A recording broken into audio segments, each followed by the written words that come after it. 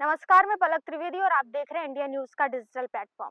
देश की राजनीति में जब भी चुनाव की बात होती है, अक्सर चर्चा दिल्ली की होती है, राज्यों की होती है, विधानसभा और लोकसभा की होती है। लेकिन आज हम बात करेंगे उस चुनाव की जहां लोकतंत्र की जड़ें सबसे गहरी होती है। हम बात कर रहे हैं पंचायत चुनाव की, यानी गांव की सरकार, गांव का भविष्य और गांव की आवाज। बता दें कि पंचायत चुनाव कोई छोटा चुनाव नहीं है, ये वही चुनाव हो जहां से बड़े बड़े नेताओं की राजनीति की शुरुआत होती है। ये वही मंच है जहां आम किसान, मजदूर, महिला और युवा पहली बार सत्ता का स्वाद चखते हैं।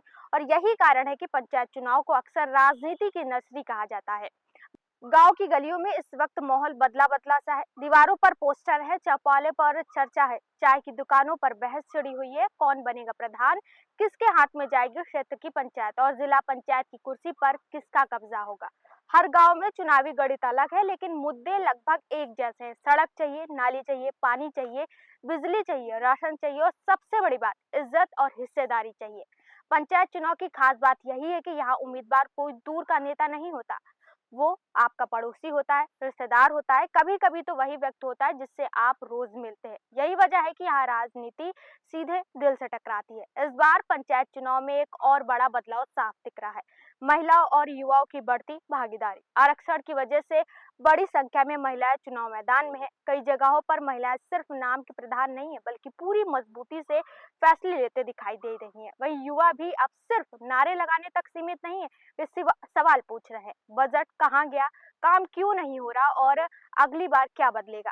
राजनीतिक दल भले ही पंचायत चुनाव को गैर दलीय बताते हैं, लेकिन हकीकत किसी से भी छिपी नहीं है। हर गांव में यह चर्चा है कि कौन सा उम्मीदवार किस पार्टी के करीब है, किसे विधायक का समर्थक है, किसे सांसद का आशीर्वाद मिल रहा है। दरअसल पंचायत चुनाव बड़े दलों के लिए सेमीफाइनल की तरह होते हैं, जहां जीत का मतलब है गांव गांव में संगठन मजबूत, हार का मतलब है आने वाले विधानसभा या लोकसभा चुनाव के लिए खतरे की घंटी।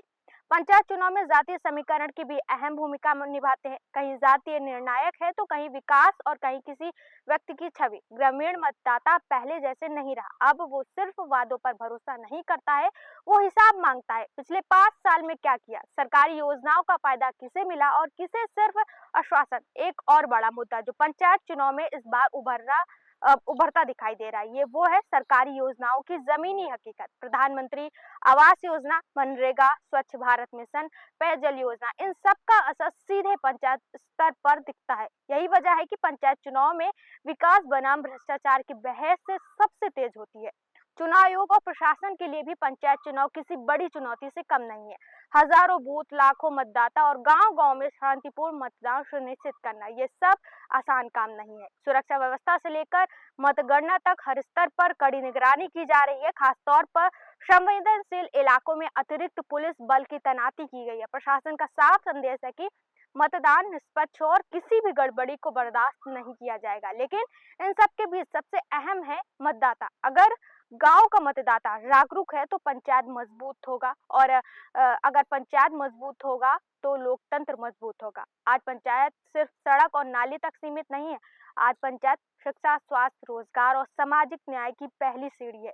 यही वजह है कि पंचायत चुनाव को हल्के में लेना लोकतंत्र के साथ समझौते करने जैसा है। तो सवाल वही है, क्या इस बार गांव की सरकार बदलेगी?